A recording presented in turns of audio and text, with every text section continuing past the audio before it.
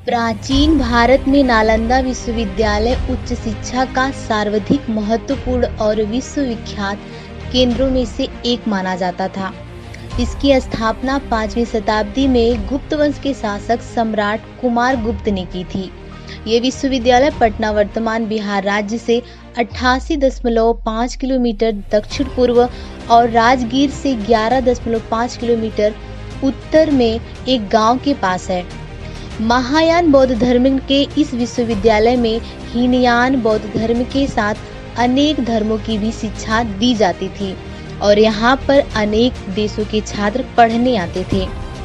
7वीं शताब्दी में जब चीनी यात्री हेनसांग और इत्सिंग जब भारत में भ्रमण करने के लिए आए तो इन्होंने विश्वविद्यालय में लगभग साल भर शिक्षा ग्रहण की और बहुत सारी जानकारियां भी प्राप्त की।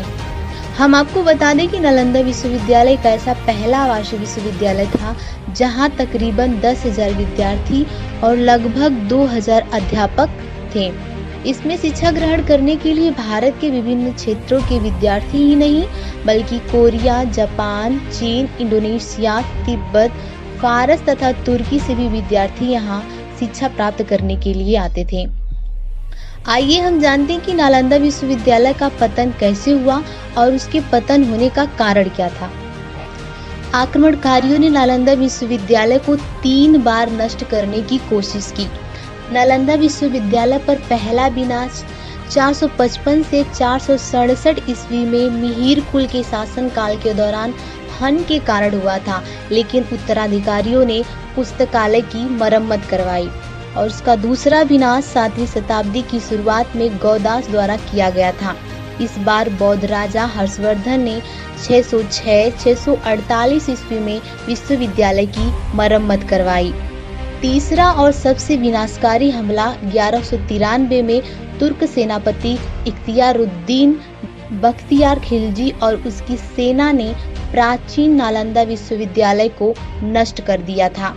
ऐसा माना जाता है कि धार्मिक ग्रंथों के जलने की वजह से भारत में एक बड़े धर्म के रूप में उभरते हुए बौद्ध धर्म को सैकड़ों वर्षों तक झटका लगा था और तब से लेकर अब तक यह पूर्ण रूप से इन घटनाओं से नहीं उभर सका है।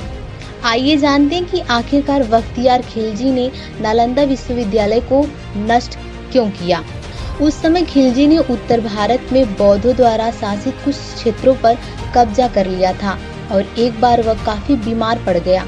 उसने अपने हकीमों से काफी इलाज करवाया मगर वह ठीक नहीं हो सका और वह मरने की स्थिति में पहुंच गया था। खिलजी को किसी ने सलाह दी कि वह नालंदा विश्वविद्यालय के आयुर्वेद विभाग के प्रमुख आचार्य राहुल श्रीभद्र से इलाज करवाए, लेकिन खिलजी ने इलाज कराने से मना कर दिया।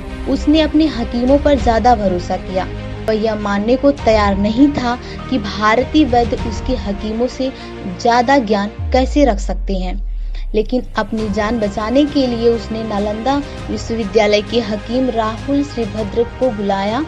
इलाज कराने से पहले उसने एक अजीब सी शर्त रखी। उसने शर्त रखी कि किसी भी प्रकार की दवा मैं नहीं खाऊंगा, बिना दवा के वो उसको ठीक करे। वैद्यराज ने सोचकर उसकी शर्त मान ली और कुछ दिनों के बाद वो खिलजी के पास एक कुरान लेकर पहुंचे और उन्होंने कहा कि इस कुरान की पृष्ठ संख्या इतने से इतने तक पढ़ लीजिए, आप ठीक हो जाएंगे। खिलजी ने वैद्यराज के बताए अनुसार कुरान को पढ़ा और ठीक भी हो गया। ऐसा कहा जाता है कि राहुल श्रीभद्र ने कुरान के कुछ पन्नों पर दवा का लेप लगा दिया था। वह अपने थूक के साथ उन पन्नों को पढ़ता गया और ठीक होता चला गया। खिलजी परेशान रहने लगा कि एक भारतीय विद्वान और शिक्षक को उनके हकीमों से ज्यादा ज्ञान कैसे हो सकता है। फिर उसने देश से ज्ञान, बौद्ध धर्म और आयुर्वेद को जड़ से नष्ट करने का फैसला कर लिया। कुछ समय बाद खिलजी ने नालंदा की महान पुस्तकालय में आग लगा दी और लगभग 9 मिलियन पांडुलिपियों को भी जला दिया। ऐसा माना जाता है कि नालंदा विश्वविद्यालय में इतनी किताबें थी कि वह 3 महीने तक जलती रहीं और खिलजी के आदेश पर तुर्की आक्रमणकारियों ने नालंदा के हजारों विद्वानों और भिक्षुओं की भी हत्या कर दी थी।